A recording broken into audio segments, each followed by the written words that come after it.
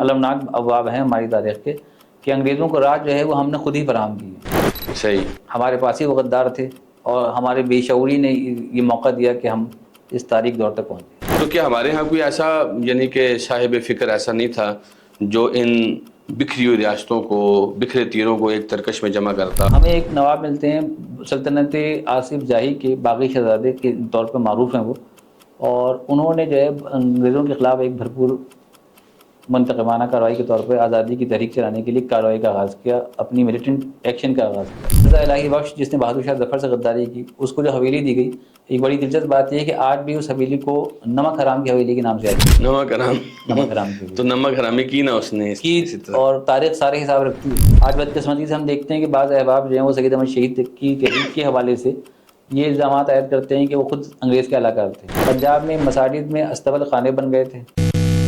پہلی مسلمانوں کی باقاعدہ آواز جو بنے وہ نواب مسلم ہوتی تھی۔ لیکن مسلم لیگ کے علاوہ بھی کوئی اور ایسی تحریک تھی جس نے انگریزی استعمار کے خلاف کام کیا اور مسلمانوں اس کے ساتھ جڑے؟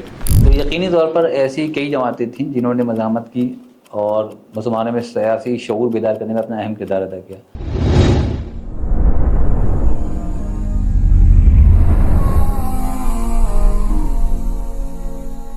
بسم اللہ والحمد للہ والصلاة والسلام علی رسول اللہ، اما بعد۔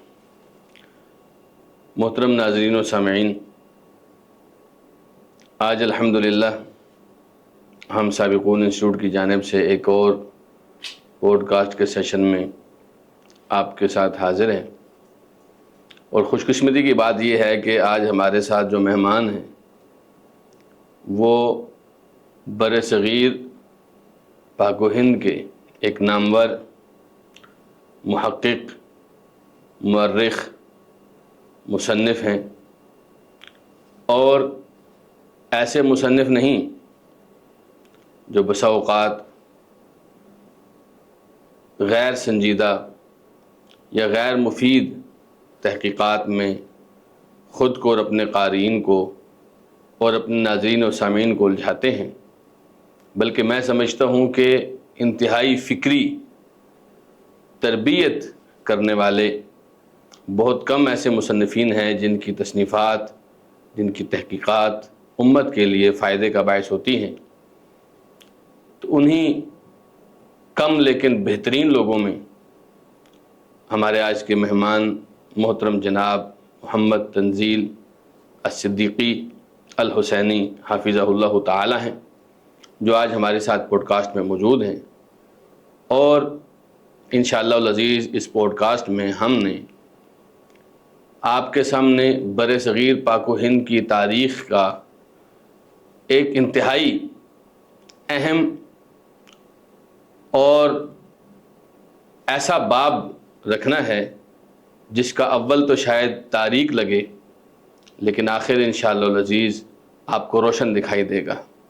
میری مراد انگریزی استعمار کے خلاف پاک و ہند میں ہونے والی آزادی تحریک کے لیے اٹھنے والی آوازیں ہیں، جن کے بارے میں ہم انشاءاللہ محترم مہمان سے بڑی تفصیل کے ساتھ انشاءاللہ العزیز ڈسکس کریں گے، پوچھیں گے، اور انشاءاللہ العزیز ان کے علم، ان کی تاریخ سے ہم استفادہ کریں گے۔ تو محترم جناب تنزیل صدیقی صاحب، آپ کو سابقون انسٹیٹیوٹ میں ہم انشاءاللہ اہلاً و سہلاً و مرحبا کہتے ہیں، اور یقیناً آپ اپنا قیمتی وقت نکال کے تشریف لائیں، اللہ تعالیٰ آپ کو اس کے لیے جزائے خیر عطا فرمائے۔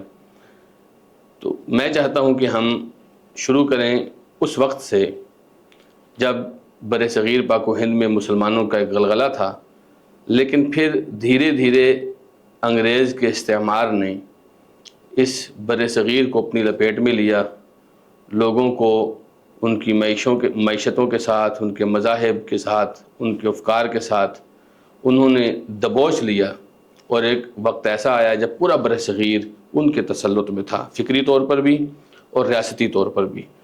تو آپ برائے مہربانی روشنی ڈالیے اس باب پر کہ ایسا کیا ہوا کہ انگریزی استعمار بر صغیر میں در آیا، اور اس کو ایسا کیا نظر آیا جس کی وجہ سے وہ یہاں آیا، اور اس نے یہاں آ کر اپنے مقاصد حاصل کرنے کے لیے جو مسلمانوں کو الجھایا اور مسلمانوں کو جن معاملات میں اس نے پھنسایا تاکہ وہ اس سونے کی چڑیا کو اپنے قابو میں کر سکے۔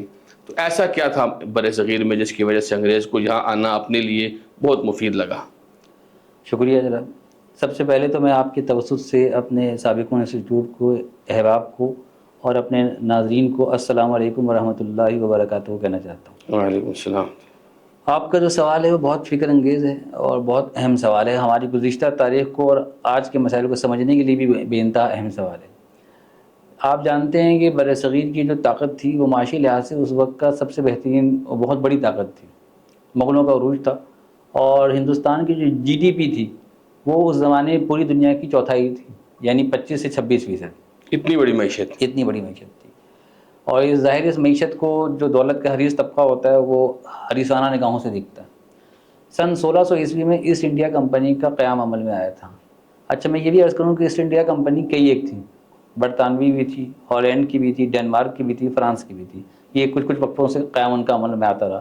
سب سے پہلی جو ایسٹ انڈیا کمپنی تھی وہ برطانوی تھی، جس کا قیام 1600 میں عمل میں آیا تھا. اچھا. اور 1600 میں وہ اس کو ہندوستان میں تجارت کا پروانہ ملا تھا.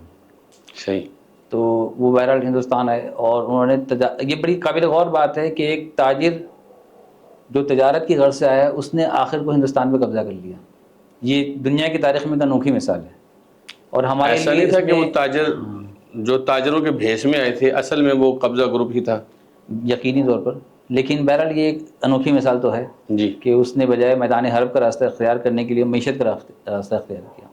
اچھا، ایسٹ انڈیا کمپنی نے کہہ سکتے ہیں کہ انسانی تاریخ میں سب سے پہلا کارپوریٹ کلچر اسی نے انٹروڈیوس کروایا دنیا میں. اچھا. اور ایک یہ سلسلہ شروع ہوا، معیشت کا غلبہ ہوا. معیشت کو اس نے بطور طاقت کا استعمال کیا. تو جو شیئرز کا کاروبار کہتے ہیں نا، شیئرز کے جو پہلی پرائز بانڈ تیار کیے گئے، شیئرز بیچے گئے، یہ بھی انہی کمپنیوں کی توسط سے ہوا تھا شروع میں. صحیح. تو بہرحال ایسٹ انڈیا کمپنی نے کسی نہ کسی طرح مغلوں سے یہاں پہ تجارت کی اجازت حاصل کی مختلف مقامات پہ. ولندیزی پرتگالی بھی آئے، آپ کو پتہ ہی ہے. تو ممبئی میں، کلکتہ میں، ان مقامات پہ ان کے مراکز بنے. جنوبی ہند میں بنے. اچھا، جنوبی ہند بھی معدنیات کے اعتبار سے، مختلف مسالہ جات کے اعتبار سے بہت قیمتی خطہ ہے. انگریزوں نے یہاں کی دولت کو آہستہ آہستہ سمیٹنا شروع کر دیا. انہیں احساس ہوا کہ یہاں دولت کے انبار ہیں، تو ان کی حریصانہ نگاہیں یہاں مزید جمتی چلی گئیں. اور آپ کو پتہ ہے پھر استعمار نے یہاں اپنے پنجے گاڑے، معیشت کی راہ سے گاڑے اور پھر سیاست کی راہ میں کودی. اور کیونکہ ان کی جہاز چلتے تھے، ان جہاز کی حفاظت کی غرض سے فوج جمع کی جاتی تھی اور کچھ سپاہی بھرتی کیے جاتے تھے. وہی سپاہی ہیں جو بعد میں آہستہ آہستہ ایک فوج کی شکل اختیار کر لیتے ہیں.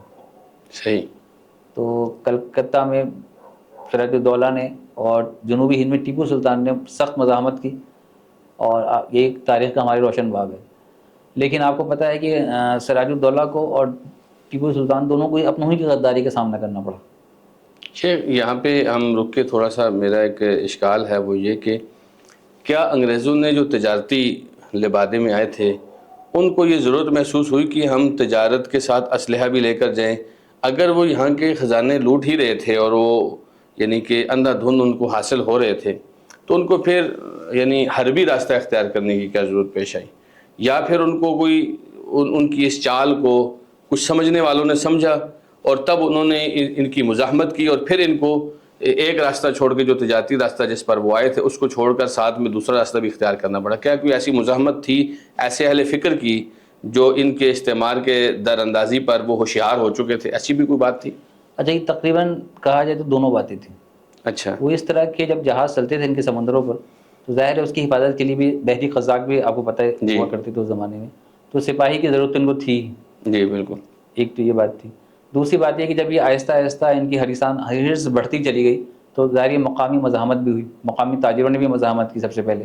صحیح. تو یہ مزاحمت شروع ہوئی اور ان کے حریصانہ یعنی کچھ باشعور لوگ تھے جنہوں نے اس وقت سمجھا جی کہ تجارت کے لباس میں یہ ہمارا خزانہ لوٹنے کے لیے آئے ہوئے ہیں. جی. تو یہ کوششیں جب آگے بڑھتی چلی گئیں تو یہاں مزاحمت کا سلسلہ بھی شروع ہوا، باشعور لوگ بھی پیدا ہوئے اور پھر انگریزوں نے بھی جو ہے وہ اپنے پنجے گاڑنے شروع کر دیے. صحیح. تو سیاسی غلبہ حاصل کرنا شروع کیا اور وہ پوری اس طرح انہوں نے بہت سی ریاستوں کو قرضہ دیا. جب قرضہ دیا تو پھر ان سے بہت سارے امارات حاصل کی اور یہ امارات جو ہیں وہ ان کے مستقل تسلط کا ذریعہ بنتی چلی گئی. صحیح. صحیح. تو کیا ایسا بھی تھا، یعنی کہ ایک دیکھیں نا، مطلب ایسا بھی تو نہیں کہ ہندوستان اتنا کوئی ترنے والا تھا کہ وہ آئے اور نکل گئے اور سارا کچھ ہضم ہو گیا ان کو.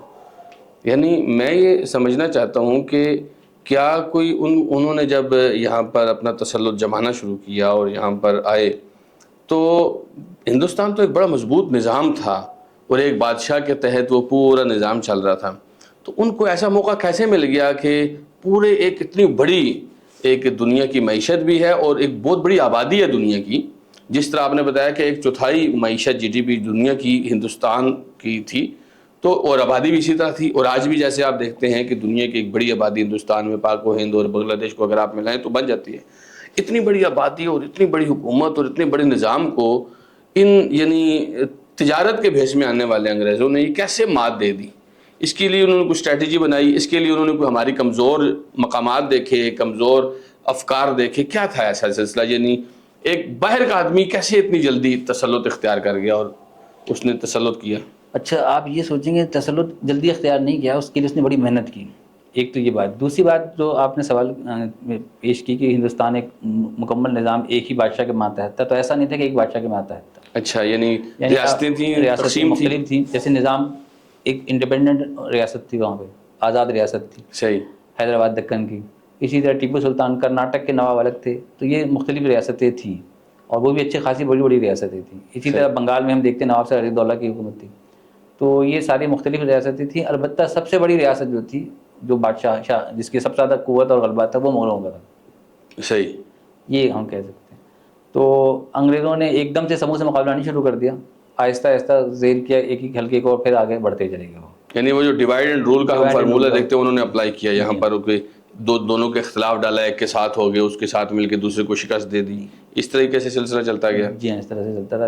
دوسری بات یہ تھی کہ ہماری خطے کی یہ بدقسمتی تھی کہ ان کو بہت جلدی اپنے اعلی کار ملتے چلے گئے انگریزوں کو، جیسے میر جعفر، میر یہ تو صادق، یہ آپ کو ایک تاریخ باب ہے ہماری تاریخ باب ہے ہماری تاریخ کا۔ خود بہادر شاہ ظفر کے ساتھ مرزا الہی بخش، تو یہ المناک ابواب ہیں ہماری تاریخ کے کہ انگریزوں کو راہ جو ہے وہ ہم نے خود ہی فراہم کی ہے۔ صحیح، ہمارے پاس ہی وہ غدار تھے اور ہمارے بے شعوری نے یہ موقع دیا کہ ہم اس تاریخ دور تک پہنچے۔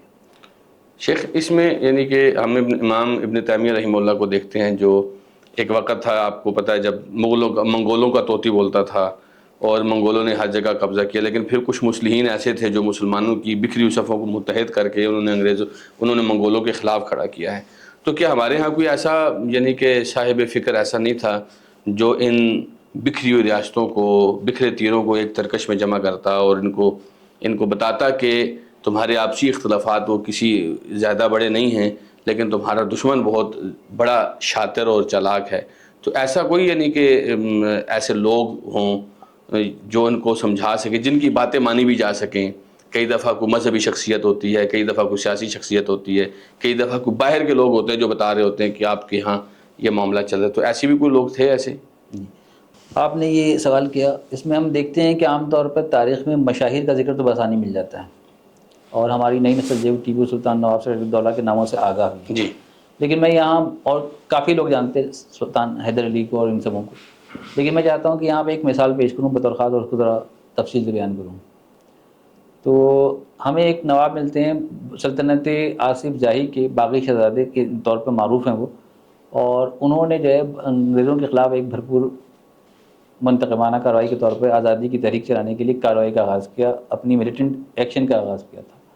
ان کا نام ہے میر گوہر علی خان صدیقی، جو نواب مبارز الدولہ کے نام سے مشہور ہے۔ میر گوہر علی خان صدیقی، جی، یہ سلطنت آصف جاہی کی وضاحت کریں گے آپ؟ آصف جاہ جو ہیں وہ ایک مغل وزیر اعظم تھے، اچھا، اور بڑے باصلاحیت قسم کے وزیر اعظم تھے۔ انہوں نے مغل سلطنت کو ایک وقت میں بہت سہارا دیا جب وہ کہ وہ زوال پذیر ہو رہی تھی، اچانک درمیان کی بات ہے، صحیح، اور اس کو قیام میں اس کی اہم کردار ادا کیا۔ لیکن اس کے بعد کچھ معاملات ایسے ہو گئے کہ انہوں نے مغل سلطنت چھوڑ دی، اور اپنے ساتھ جو ان کا لشکر تھا وہ لے کے وہ جنوبی ہند کی طرف آ گئے۔ صحیح، یہاں انہوں نے حیدرآباد دکن میں اپنی ریاست باقاعدہ قائم کی۔ صحیح، تو آصف جاہی اس لیے کہلائی۔ تو اسی ان کی نسبت سے آصف جاہی سلطنت کہلاتی ہے۔ تو نواب مبارز الدولہ جو ہیں وہ نواب سکندر جاہ کے صاحبزادے تھے، اچھا، اور یہ سید احمد شہید کے خلفاء مولانا ولیعت علی صادق پوری کی وغیرہ کے جو ہے وہ زیر اثر رہے، اور وہ جو تحریک آزاد، تحریک مجاہدین تھی۔ تحریک مجاہدین کے تسلسل میں آ جاتے ہیں۔ صحیح، اور مولانا ولیعت علی صادق پوری اور ان کے دوسرے جو احباب تھے، اور مستقل جو حیدرآباد دکن اور جنوبی ہند وغیرہ میں جو آپ کہہ لیجیے معروف الفاظ اصطلاح میں کہ وہابی مبلغ اور وہابی علماء کے زیر اثر تھے وہ. ماشاء اللہ. تو انہوں نے وہ مسلک اور عقیدہ بھی قبول کیا. تو انہی علماء کی کوششوں کا نتیجہ تھا کہ انہوں نے بر صغیر میں استعمار کو پہچانا اور استعماری تحریک کے خلاف جو ہے، استعماری کوششوں کے خلاف اور انگریز کی جو سازشی تحریکیں چل رہی تھیں اس کے خلاف انہوں نے سوچا کہ آزادی کی ایک تحریک چلائی جائے اور انگریزوں سے مقابلہ کیا جائے. تو انہوں نے کیا یہ کہ ایک باقاعدہ ملیٹنٹ گروپ بنا لیا تاکہ وہ کسی وقت جو ہے وہ جب بھی ان کو سازگار حالات ہوں. مبارز الدولہ نے، نواب مبارز الدولہ نے. لیکن بدقسمتی سے کچھ سازشی عنصر یہاں بھی تھے تو کچھ راز کھل گئے، کچھ مخبریاں ہو گئیں. تو 1839 میں انہیں گرفتار کیا گیا. 1839 میں. اچھا. اس سے آپ اندازہ لگا سکتے ہیں ان کے دور کا. 1831 میں سید احمد شہید کی شہادت ہوئی اور شاہ اسماعیل شہید کی شہادت ہوئی. تو اس کے یعنی 8 سال کے بعد یہ واقعات پیش آ رہے ہیں. جی. تو 1839 میں ان کو گرفتار کیا گیا، نظر بند کیا گیا اور وہ حالت نظر بندی میں ہی جو ہے نا وہ گولکنڈہ کے قلعے میں 1854 میں ان کی وفات ہوئی ہے. اچھا. ان کے اختیارات چھین لیے گئے اور یہ رہے. حتیٰ کہ ایک روایت ملتی ہے تاریخی کہ ان کے ساتھ 46 کے قریب وہابی علماء تھے، اہل حدیث علماء تھے جن کو گرفتار کیا گیا تھا. اچھا. 1839 میں. 1839 میں جنوبی ہند سے ان کا تعلق تھا. صحیح. ان میں ایک مولانا سلیم صاحب کا ذکر ملتا ہے. یہاں پر تو وہ نظریہ بھی زمین بوس ہو جاتا ہے جو کہتے ہیں انگریز سے پہلے تمہاری کوئی بنیاد نہیں ہے. اچھا یہ تو خیر بہت ہی عامیانہ قسم کا دعویٰ ہے کیونکہ بہت سارے بڑے بڑے نام ملتے ہیں. رد تقلید میں علماء اہل حدیث کی کتابیں مل جاتی ہیں 1857 سے قبل بھی. صحیح. تو بہرحال یہ تو الحمدللہ. یعنی آپ سے اگر میں یہ بات اخذ کروں کہ اہل حدیث یا وہابی چاہے وہ ایک عام آدمی ہے، چاہے وہ ایک مسند صاحب مسند عالم ہے، یا چاہے وہ ایک صاحب تخت نواب ہے، وہ باغی ہی ہوگا اس استعمار کا یا اس باطل کا. اصولی طور پہ فکر اور نظریہ تو یہی کہتا ہے. جی. اور اس زمانے میں اس کی ہمیں روشن مثالیں ملتی بھی تھیں. الحمدللہ. انہوں نے جدوجہد کی مختلف. سید احمد شہید کی تحریک کے ساتھ بھی بہت بڑی تعداد آپ دیکھتے ہیں مجاہدین کی ہے. آج بدقسمتی سے ہم دیکھتے ہیں کہ بعض احباب جو ہیں وہ سید احمد شہید کی تحریک کے حوالے سے یہ الزامات عائد کرتے ہیں کہ وہ خود انگریز کے علاقہ تھے. بعض لوگ ایسے بات کرتے ہیں اور ان کا کہنا یہ ہے کہ یہ تحریک جو تھی سکھوں کے خلاف تھی، اس کا انگریزوں سے تعلق نہیں تھا بلکہ انگریزی اشارے پر سکھوں کے خلاف تحریک چلائی گئی تھی. جی. اچھا کچھ تاریخی حقائق ہیں جن کو مسخ نہیں کیا جا سکتا، مسلمات ہیں، اور میں مسلمات کی روشنی میں ایک ہی بات عرض کرنا چاہوں گا کہ سید احمد شہید کے جو جانشین اور ورثاء ہیں آپ دیکھیں گے تاریخ میں انہوں نے کس سے جنگ کی؟ تقریباً ہمیشہ انگریزوں سے جنگ کی. انگریزوں نے کتنے کالا پانی بھیجا؟ وہ سید احمد شہید کی تحریک سے وابستہ افراد ہی تھے جنہیں تمام لوگ جو ان کے ہاتھ لگے انہوں نے بھیجا. مارکا امبیلا ایک مشہور مارکا ہوا 1864 میں. تو وہ کس کے خلاف ہوا؟ وہ انگریزوں کے خلاف ہوا، براہ راست ہوا. جی. اور اس میں انگریزوں کو بڑی ہزیمت کا سامنا کرنا پڑا. الحمدللہ. تو یہ مولانا عبداللہ صادق پوری کا عہد تھا اور یہ ہوا. تو جو یہ الزامات عائد کرتے ہیں وہ نتائج پہ نظر کیوں نہیں ڈالتے؟ اور جب یہ جماعت مجاہدین جو ہے وہ براہ راست قربانیاں دے رہی ہے، گرفتاریاں ہو رہی ہیں، پھانسی پہ لوگ چڑھ رہے ہیں، تو اور انگریز سب سے زیادہ انہی کو پکڑ رہے ہیں، وہ انہی کے زیر عتاب سب سے زیادہ وہی لوگ آ رہے ہیں. دوسری بات یہ ہے کہ آپ کو ایک دوسری مثال بھی دینا چاہتا ہوں جو عقلی اور منطقی ہے کہ میر جعفر ہے، اس نے غداری کی، سراج الدولہ کے بعد وہ نواب بن گیا. میر صادق نے غداری کی، اس کو دنیاوی نعمتیں دی گئی جو بھی انگریز دے سکتا تھا. اسی طرح مرزا الہی بخش جس نے بہادر شاہ ظفر سے غداری کی، اس کو جو حویلی دی گئی، ایک بڑی دلچسپ بات یہ ہے کہ آج بھی اس حویلی کو نمک حرام کی حویلی کے نام سے یاد کیا جاتا ہے. نمک حرام تو نمک حرامی کی نا اس نے کی، اور تاریخ سارے حساب رکھتی ہے.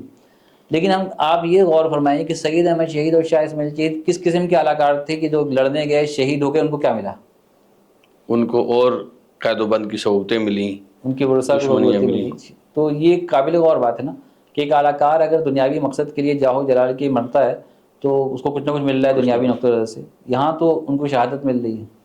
اچھا دوسری بات یہ کہ سکھوں کے خلاف جو یہ جنگ ہوئی تھی 1831 میں، سکھ کا جو جنرل تھا، سپہ سالار تھا اس فوج کا، جنرل بنتورا تھا، رنجیت سنگھ کا. تو وہ بھی ایک یورپی تھا. اچھا. تو یہ بات بھی قابل غور ہے اور تاریخ ہم سارے حساب کتاب رکھتی ہے. تو سید احمد شہید کے خطوط بھی واضح ہیں جس میں انہوں نے اپنا مقصد بتایا ہے کہ وہ الہی کلمت اللہ کے لیے گئے. ان کا مقصد جو ہے وہ ہوس ملک گیری نہیں ہے بلکہ اللہ کے نظام کو قائم کرنا ہے. اور دوسری بات ہے کہ جہاں تک ہم سکھوں کی بھی بات کریں نا تو آپ جانتے ہیں کہ سکھوں نے کیا مظالم کیے تھے پنجاب میں مساجد میں استبل خانے بن گئے تھے. یہ سکھ ایسے کرتے تھے. تو یہ ایک جہاد تھا، اور اگر سکھوں کے خلاف بھی کیا تھا تو یہ خود اس دور کا ایک بہت اہم کام تھا. بالکل بالکل ایسی بات ہے. اور اس کے بعد جب سکھ حکومت کا خاتمہ ہوا تو ان مجاہدین نے یہ نہیں کیا کہ ہاں بھائی ہم اب تو آپ کے ایجنٹ تھے، ہم سکون سے بیٹھ جاتے ہیں. انہوں نے انگریزوں کے خلاف مزاحمت کی. مولانا ولایت علی، مولانا عنایت علی صادق پوری اور پھر ان کا پورا خاندان جس طرح شریک ہوا، پھر ان کے ساتھ ان کے رفقا جس طرح شریک ہوئے. آپ جانتے ہیں مارکہ امبیلا کا واقعہ پیش آیا، جس کے بعد ہندوستان میں بہت سارے مقدمات قائم کیے گئے، صحیح. اور جس میں سازش کے 5 بڑے مقدمات بڑے معروف ہیں. ان میں مولانا احمد اللہ صادق پوری، مولانا یحییٰ علی صادق پوری، مولانا جعفر تھانیسری، یہ بڑے مشہور نام ہیں. جی جی بالکل. تو یہ یہ سب کالا کالا پانی پانی کے گئے ہیں، اور اسیران. ایسا نہیں ہوا کہ 2-4 سال میں وہ لوٹ کے آ گئے ہوں. میں یہاں نام نہیں لینا چاہتا بعض بزرگوں کا کہ وہ کہیں گئے اور 2.5-3 سال کی مدت میں واپس آ گئے. ان لوگوں نے 18 سال کی قیدیں کاٹی. بعض ایسے بھی ہیں جو وہاں وفات پا گئے، بلکہ 2 بھائی مولانا احمد اللہ صادق پوری اور مولانا یحییٰ علی صادق پوری 2 سگے بھائی تھے. جی. کالا پانی میں پہلے چھوٹے بھائی مولانا یحییٰ علی کی وفات ہوئی، اس کے بعد مولانا احمد اللہ صادق پوری کی وفات ہوئی. تو گزارش کی گئی کہ دونوں بھائیوں کو ایک ہی جگہ دفن ہونے دیا جائے، تو انگریز نے اس کی اجازت بھی نہیں دی کہ 2 بھائی ایک ساتھ دفن ہوں. تو ان مظالم کا ان کو سامنا کرنا پڑا. تو یہ کس قسم کے اداکار تھے؟ بالکل. یعنی یہ تو تاریخ کے ساتھ اس سے زیادہ ظلم کچھ نہیں ہو سکتا کہ ایک پاک باز روحوں پر ایسی الزامات قائم یعنی کیے. انگریز سب سے زیادہ ان کے تو کالا پانی کے اسیران کی تو ایک الگ داستان ہے نا شیخ، جس کے اوپر ہم بڑی تفصیلی بات کر سکتے ہو. ماشاء اللہ اس کے حوالے سے آپ کی کئی پوڈ کاسٹ بھی آئی ہیں. تو اس کا مطلب ہے کہ یہ جو الزام ہے وہ ایک نہایت بودھا سا الزام ہے، جس کی کوئی حقیقت بھی نہیں ہے، بلکہ یہ یوں سمجھیں کہ وہ خالص لوگ جو اللہ سبحانہ و تعالیٰ کے لیے کوئی میدان میں اترے ہیں ان کی کردار کشی کرنے کے مترادف ہے دیکھیں، یہ. پٹنہ میونسپلٹی کی جو عمارت ہے جی. وہ تاریخ کی ایک بہت بڑی گواہی ہے کہ اس عمارت کی جگہ پہ کبھی خاندان صادق پوری کی خاندانی قبرستان تھا. اچھا. اور اسی قبرستان کو مسمار کر کے انہوں نے پٹنہ یونیورسٹی کی عمارت تعمیر کی ہے. یہ ریکارڈ کی بات ہے، یہ کہیں بہت پرانے جانے کی بات اور نہیں یہ ہے. اس دشمنی کی علامت ہے. یہ دشمنی کی علامت ہے. صحیح. اب ایسے لوگوں پر اگر ہم یہ الزام عائد کرتے ہیں تو میں تو کہوں گا کہ انتہائی شرمناک الزام ہے، بالکل. اور کوئی بھی دیانتدار مورخ ایسی بات نہیں کہہ سکتا. اصل میں بعض اوقات ہوتا ہے نا شیخ کہ وہ اپنا قد ثابت کرنے کے لیے دوسرے کو چھوٹا کرنا ضروری ہو جاتا ہے، کیونکہ اپنا قد ایسے ثابت نہیں ہوتا. تو بس اوقات میرے خیال میں جن لوگوں نے بھی تاریخ کو مسخ کرنے کی کوشش کی انہوں نے اسی نظریے کے ساتھ کی ہے، ورنہ یہ تاریخ روشن ہے انشاءاللہ، یہ اتنی آسانی سے اندھیرے میں نہیں بدل سکتی. اچھا، ایک تاریخی حقیقت میں اور بتانا چاہوں گا کہ 1857 میں انگریزوں کا مکمل غلبہ ہو گیا، اور جیسے کہ میں نے عرض کیا کہ مرزا الہی بخش کا ذکر کیا، بہادر شاہ ظفر کو ناکامی ہوئی، جی. اور 1857 میں جنرل بخت خان وغیرہ ان سبوں کو ناکامی ہوئی. جی. اور اس میں بھی بہت سارے عناصر ہیں، بہت سارے پہلو ہیں. عبرت کے حوالے سے ہمارے پاس سیکھنے کے لیے بہت سارے پہلو ہیں بہرحال. لیکن بہرحال اس ناکامی کے بعد انگریزوں نے 1857 میں جب پورا مکمل غلبہ کر لیا تو ایسٹ انڈیا کمپنی کا 1858 میں خاتمہ ہو گیا، اور اس پورے نظام کو تاج برطانیہ یعنی ملکہ برطانیہ نے اپنے کنٹرول میں لے لیا. صحیح. یعنی ہم کہہ سکتے ہیں کہ جو یہ برطانوی سازش کی ایک ہمیں جھلک نظر آتی ہے جی. کہ یہ تجارت کے یعنی ایسٹ انڈیا کمپنی کو لانچ کیا گیا باقاعدہ اس مقصد کے لیے کہ پہلے تجارتی بنیادوں پر اندر داخل ہوا جائے اور پھر اس کو اپنے زیر تسلط لایا جائے، اور 1858 کے بعد تاج برطانیہ کا حصہ کہلایا یہ. میں نے اچھا اس عرصے میں انہوں نے جو مظالم کیے وہ تو ایک الگ داستان ہے. اپنے خلاف لڑنے والوں کو انہوں نے بہت سختی کے ساتھ کچلا. ایک ظلم و استبداد کا دور بھی گزرا ہے جہاں انہوں نے بے شمار لوگوں کو پھانسی کی سزائیں دی ہیں، اور یہ باتیں باقاعدہ انڈیا کی جو اسمبلیاں بنی وہاں پیش بھی ہوئی ہیں. جیسے 1934 میں بہار اسمبلی میں ساری رپورٹ پیش ہوئی کہ علماء صادق پور کی کون کون سی جائیدادیں ضبط کی گئیں اور کتنی قیمت میں ان کی بولی لگا کے بیچا گیا. یہ ساری ڈیٹیل موجود ہیں تاریخی کتابوں میں. اسی طرح میں نے بھی حال میں ایک رپورٹ پڑھی تھی، ایک معیشت دان تھے ہندو، انہوں نے ہندوستان میں جو انگریزوں نے یہاں کی جائیدادیں، یہاں کی جو مال و دولت کا ذخیرہ اٹھا کے وہ یورپ لے کے گئے، برطانیہ لے گئے، اس کا تخمینہ لگایا تھا تو وہ کئی بلین میں تھا. اچھا. کئی کروڑ بلین میں تھا کہ وہ یہاں کی اتنی دولت وہ لے جا چکے. اتنی دولت ہندوستان میں تھی جو وہ لوٹ کے لے گئے. اب ہمیں وہ سمجھ آ رہا ہے کہ وہ اس کو آخر مطلب سونے کی چڑیا کیوں کہتے تھے. اچھا شیخ، مجھے یہاں یہ جاننا ہے آپ سے کہ 1858 تک تو انگریز کا تسلط ہو گیا اور انگریز نے اپنے قدم بھی جما لی، بلکہ اب تو تاج برطانیہ کی حکومت یہاں پر ہو گئی. اس کے بعد یعنی اس دوران بلکہ آپ مجھے یہ بتائیے کہ آپ نے علماء صادق پور کا تذکرہ کیا، آپ نے مبارز الدولہ کا تذکرہ کیا، اور بھی کئی مزاحمت کاروں کا تذکرہ کیا آپ نے، تو کیا اس میں یعنی اس تحریک میں جو انگریزوں کے استعمار کے خلاف ایک اٹھی اور لوگ خلاف ہوئے، اس میں مسلمانوں کے ساتھ ہندو بھی شامل تھے یا ہندوؤں کا کردار الگ تھا؟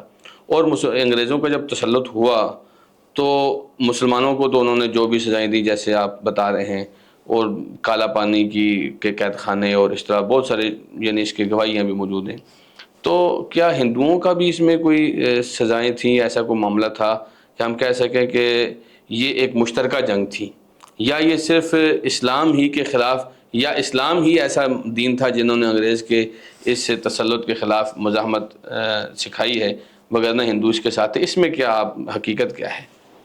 دیکھیں، جب کسی استعماری طاقت سے مقابلہ ہوتا ہے تو وہ دو طرح کے جذباتوں کے ساتھ ہوتا ہے. ایک تو ہم کہہ سکتے ہیں کہ اسلامی، اگر مسلمان وہاں پر ہیں تو اسلامی جذبات کا دخل جی بھی ہوتا ہے. دوسرا ایک قومی جذبات ہوتے ہیں. جی اچھا، قومی جذبات کی حقیقت کی ہم نفی نہیں کر سکتے. صحیح. مثال کے طور پر 1857 میں جنگ ہوئی ہے، اس میں بہت سارے ہندو بھی شریک تھے، اور اس میں قومی جنگ تھی، اس میں بہت سارے ہندوؤں نے اپنے جذبے کے ساتھ مقابلہ کیا. مثال کے طور پہ جھانسی کی جو رانی ہے وہ ہندو ہی تھی، اور اس نے بڑی مردانہ وار مقابلہ کیا، یعنی کہ وہ بہادری میں اس کی ایک اعلیٰ مثال تھی. اچھا. اسی طرح ہم بھگت سنگھ کو دیکھتے ہیں، یہ تو بات کی شخصیت ہے. تو یعنی ہندو مزاحمت کار بھی آخر وقت تک رہے ہیں. صحیح. تاہم میں آپ کو عرض یہ کرنا چاہوں گا کہ 1857 میں کیونکہ ہندو اور مسلمان دونوں نے مل کے مقابلہ کیا جی. اور بڑی بھرپور قوت کے ساتھ کیا. انگریزوں نے یہ جو سلطنت چھینی تھی یہ مسلمانوں سے چھینی تھی. مسلمانوں سے چھینی، بالکل. اور مسلمان حکمران تھے یہاں پہ، چاہے وہ کہیں پہ بھی آپ کو نظر آئے، بنگال میں، جنوبی ہند وہ میں، ریاستی بنیادوں پر ہوں یا اجتماعی بنیادوں پر ہوں، اکثریت وہ مسلمانوں کی ریاست تھی. اکا دکا کچھ ہندو ریاستیں بھی تھیں، اور اصولی طور پہ اگر ان کو جاتے ہوئے دینا تھا تو وہ مسلمانوں کو دینا چاہیے تھا. جی. لیکن انہوں نے ڈیوائڈ اینڈ رول کی پالیسی کی، ہندوؤں کو الگ کیا اور مسلمانوں کو الگ کیا. ہندوؤں کو مواقع دیے، تعلیم کے مواقع دیے، اور دوسرے مواقع دیے، سرکاری سطح پہ آگے بڑھانے کی کوشش کی. تو بہرحال میں یہ کہنا چاہتا ہوں کہ مزاحمت کاروں کی جو تعداد تھی 1857 کے بعد، وہ مسلمانوں میں بڑھتی چلی گئی، ہندوؤں میں کم ہوتی چلی گئی. اچھا، ہندو تعلیم کے میدان میں آ گیا ہے، سماجی میدان میں آ گیا ہے، معاشرتی میدان میں آ گیا ہے. تو آپ کو پتہ ہی کانگریس کا قیام عمل میں آیا. کانگریس جو ہے وہ 1885 کے لگ بھگ قائم ہوئی. جی. اس میں ہندو مسلمانوں کا متحدہ نعرہ لگایا گیا تھا، لیکن ظاہر ہے ہندو اس میں بہت بڑی تعداد میں تھے. صحیح. مسلمانوں کی بھی تعداد تھی لیکن نسبتاً کافی کم تھی. تو ہندوؤں کو انہوں نے ایک سیاسی قوت کے طور پہ، جو پورے ہندوستان کے سیاسی قوت کے طور پہ ابھارنے کی کوشش کی. صحیح. تو وہ ابھرے، اور بہرحال ان کی اپنی خدمت ہے اپنے طور پر، لیکن میں کہوں گا کہ وہ مزاحمت کی دنیا سے دور ہوئے. اور پھر جاتے جاتے انگریز نے جو ہے وہ ہندوؤں کو اسی سطح پہ رکھا جس طرح طبع مسلمان تھے، یعنی دو قوموں کی حیثیت سے دیکھا انہوں نے، اور دونوں کو تقسیم کر کے اور ملک تک تقسیم کر کے چلے گئے. یعنی آپ یہ کہنا چاہتے ہیں کہ جو کانگریس ہے، اگر اس نوعیت میں دیکھا جائے تو کیا مسلمان اس اتفاقی نعرے کے جھانسے میں آئے تھے کہ کانگریس جو ہے وہ مسلمانوں اور ہندوؤں دونوں کے لیے کام کرے گی، اور مسلمان بھی اس میں شریک ہوئے؟ اگرچہ ہندو تعداد کے لحاظ سے زیادہ تھے، لیکن لازمی بات ہے انگریز سے چھٹکارا تو دونوں کا مشترکہ مفاد تھا، تو مفادات تو دونوں کے مشترکہ تھے، لیکن اس کے باوجود کانگریس نے کام ہندوؤں کے لیے کیا. تو ایسا تو نہیں تھا کہ ہندوؤں کے جو مذہبی مقاصد تھے وہ کانگریس سے حاصل کرنا مقصد تھا، اور اسی لیے مسلمان پہ دل برداشتہ ہوئے، اور بعد میں انہوں نے کانگریس سے علیحدگی اختیار کر کے مسلم لیگ بنائی تھی؟ آپ کا سوال بہت اہم ہے، اور میں آپ کو عرض کروں گا کہ جو کانگریس ہے یا اس طرح کی جو سیاسی تحریکیں پنپتی ہیں یا ان کو پروان چڑھایا جاتا ہے، اس کی کوئی ایک سبب نہیں ہوتا، اسباب کئی ایک ہوتے ہیں. جی. صحیح. مثال کے طور پہ کبھی ایک سیاسی پہلو ہوتا ہے، مذہبی پہلو ہوتا ہے، اور کچھ سازشی پہلو بھی ہوتے ہیں. تو مثال کے طور پہ کانگریس جب قائم ہوئی تو اس کا ایک سیاسی پہلو تو یہ تھا کہ ہندوؤں کو مسلمانوں کے تسلط سے باہر نکالا جائے، کیونکہ اچھا. مسلمانوں نے 800 سال یہاں حکمرانی کی تھی جی. اور ہندو یہاں ہماری ریت تھے. تو ان کو باہر نکالنے کے لیے ان کو سیاسی شعور دے کے آگے بڑھایا گیا. آپ سوچیں کہ مسلمانوں سے پہلے ان کی سیاسی جماعت بن رہی ہے، جی. جبکہ آخر کون بنا رہا ہے اور کون ان کو یہ شعور دے رہا یعنی ہے؟ وہ کسی ایجنڈے پر کام کر رہے ہیں. ہم براہ راست یہ نہیں کہیں گے سب کے لیے، لیکن بہرحال کہنے کا مقصد یہ ہے کہ ایک پہلو یہ بھی ہے. صحیح. اور تاریخ دان جو ہے وہ اس پہلو پہ غور و فکر کر سکتے ہیں. صحیح. دوسرا مذہبی پہلو یہ ہے کہ جب ان میں غلبہ ہندوؤں کا ہوگا تو ظاہر ہے اس کے مقاصد، اس کی پالیسی ہندوؤں کے مطابق کی جاتی ہے. جی. ایک دوسری یہ فطری بات بھی ہے. للاکثر حکم الکل. جی. یہ والا. تو دوسری بات یہ رہی کہ جب یہ آگے چلا اور اس نے اتحاد ملت کے باوجود جب مسلمانوں کی اس طرح رہنمائی نہیں کی یا مسلمانوں کی کاز کو اس طرح آگے نہیں پیش کیا، ان کے مقاصد سامنے نہیں رکھے، تو ظاہر ہے ضرورت پڑی کہ ہم سیاسی طور پہ جو ہے وہ بے آواز نہ رہیں، ہماری اپنی بھی آواز جمع ہو. صحیح. تو سب سے پہلی جو کوشش تھی میمورنڈم کے طور پر، میں یہاں ایک بڑی دلچسپ بات عرض کرنا چاہوں گا. ایک اس موقع پر ایک میمورنڈم پیش کیا گیا تھا 1905 کے وغیرہ کی بات ہے. یہ نواب محسن الملک نے پیش کیا تھا مسلمانوں کی طرف سے. پہلی سیاسی جدوجہد جو جدید سیاسی اصولوں کے مطابق تھی ہندوستان میں جو ہوئی وہ نواب محسن الملک کے دستخط کے ساتھ ان کے نام کے ساتھ ہوئی تھی. اچھا. اس کا میں نے ذکر بھی کیا اپنی کتاب میں. تو نواب محسن الملک جو ہیں آپ کو پتہ ہے ایک شیعہ گھرانے سے تعلق رکھتے تھے. صحیح. بعد میں انہوں نے اہل حدیث مسلک اختیار کیا. اچھا. تقلید اور عمل بالحدیث ان کی ایک کتاب بھی ہے. ماشاء اللہ. اچھا مولانا ثناء اللہ منصری نے ان کی وفات پر اہل حدیث امرتسر میں تعزیتی شجرہ بھی لکھا تھا. یہ 1907 کے قریب ان کی وفات ہوئی تھی. بلکہ ساتھ ہی میں وفات ہوئی تھی. تو نواب محسن الملک جو ہیں وہ پہلی مسلمانوں کی باقاعدہ آواز جو بنے وہ نواب محسن الملک تھے. 1905 میں 1904-05 کی بات تھی. 4-5 میں. تو یہ ایک تاریخی ریکارڈ یعنی یہ مسلم لیگ بننے سے پہلے کی بات پہلے کی بات ہے. اس کے بعد شاید 1906 میں جو ہے آل انڈیا مسلم لیگ کا قیام عمل میں آیا. جی. اور اس میں بھی ہم دیکھتے ہیں کہ مختلف لوگ شریک رہے اور مشترکہ مسلمانوں کی ایک پلیٹ فارم بنا جی. جس نے تحریک پاکستان میں ایک نمایاں کردار ادا کیا. اچھا شیخ یہ بتائیں کہ مطلب مسلم لیگ تو بنی لیکن مسلم لیگ کے علاوہ بھی کوئی اور ایسی تحریک تھی جس نے انگریزی استعمار کے خلاف کام کیا اور مسلمان اس کے ساتھ جڑے؟ کیونکہ مسلم لیگ تو خالص ایک سیاسی جماعت تھی جو سیاسی جس میں ہم دیکھتے ہیں قائد اعظم بھی پہلے کانگریس میں تھے اور پھر وہ اس میں شریک ہوئے. تو کیا اس کے علاوہ بھی کوئی ایسی تحریک چل رہی تھی جس نے مسلمانوں کے جذبات کو انگریزوں کے استعمار کے خلاف استعمال کیا ہے؟ یقینی طور پر ایسی کئی جماعتیں تھیں جنہوں نے مزاحمت کی اور مسلمانوں میں سیاسی شعور بیدار کرنے میں اپنا اہم کردار ادا کیا. آپ جانتے ہیں آل انڈیا مسلم لیگ کا قیام جو ہے 1906 میں عمل میں آیا. دلچسپ بات ہے 1906 میں ہی آل انڈیا حدیث کانفرنس کا قیام بھی عمل میں آیا تھا. ماشاء اللہ. پھر ہم دیکھتے ہیں جمعیت علماء ہند کا 1919 میں قیام عمل میں آیا. 1919 میں تحریک خلافت چلی, خلافت کمیٹیاں قائم ہوئیں. اس نے بھی بر صغیر میں سیاسی شعور بھی دیا اور مزاحمت بھی کی انگریزوں کے خلاف. 1929 میں مجلس احرار اسلام کا قیام عمل میں آیا. تو یہ ساری سیاسی جماعتیں تھیں جنہوں نے انگریزوں کے خلاف اپنا کردار ادا کیا. اچھا اسی دوران جو ہے مزاحمت کار ملیٹنٹ گروپ بھی موجود رہے, جیسے سید احمد شہید کی جو باقیات تھی چاہے وہ کتنی ہی کمزور ہو گئی ہو لیکن بہرحال اس کا اپنا ایک وجود رہا ہے ہمیشہ سرحد میں. اسی طرح آپ نے کاکوری کیس کا نام سنا ہوگا. اچھا اس کاکوری کیس میں بھی ہم مسلمانوں کو بھی دیکھتے ہیں اور ہندوؤں کو بھی دیکھتے ہیں. صحیح. تو رام پرساد بسمل مشہور شاعر بھی تھا, وہ بھی اس کاکوری کیس میں شامل تھا. مسلمانوں میں اشفاق اللہ خان بہت مشہور شخصیت تھے. ان سبوں کو پھانسی دی گئی, بھگت سنگھ بھی شامل تھے. تو ان سبوں کو بعد میں پھانسی دے دی گئی لیکن بہرحال انہوں نے اپنا جو بھی معاملہ تھا مزاحمت کاری کے حوالے سے انگریزوں کے خلاف وہ انہوں نے اپنا نقطہ نظر پیش کیا عملی طور پر. یہ انفرادی طور پر رہے یا یعنی کوئی اجتماعی ایک کوئی تحریک تھی جس کی وجہ سے کاکوری کیس جو مشہور ہوا ہے تاریخ میں, یہ 5-6 افرادی تھے. انہوں نے اپنے طور پر ایک مزاحمت کی. ایک اصل میں ایک ٹرین تھا جس میں انگریزوں کے بارود وغیرہ اسلحے اور دولت وغیرہ جا رہی تھی, اس کو لوٹنے کی کوشش کی تھی. اچھا. تو بہرحال اس میں بعد میں وہ گرفتار ہوئے سارے اور ان کو جو ہے موت کی سزا ہوئی. الحمدللہ ماشاء اللہ. شیخ آپ کی اس گفتگو سننے کے ساتھ لگتا ہے ایسے کہ ہم اس کو ختم نہ کریں اور اس کو جاری رکھیں, لیکن چونکہ وقت تقاضا کرتا ہے کہ ہم اس کو اپنی یہیں پر مکمل کریں اور اس طرح کی ایک اور مجلس بھی ہم قائم کریں جس میں ہم مسلم لیگ کی جو تحریک آزادی کی کاوشیں ہیں, کوششیں ہیں اور اس مسلم لیگ میں شامل ہونے والے یا الگ رہنے والے جو مسلم زعماء ہیں ان کی اس میں کیا کوششیں ہیں اس کے اوپر بات کریں. تو انشاءاللہ اگلی مجلس میں ہم اس کے اوپر بات کریں گے. آج یہیں پر ہم اپنے ناظرین سے اجازت لیتے ہیں انشاءاللہ. بارک اللہ فیکم.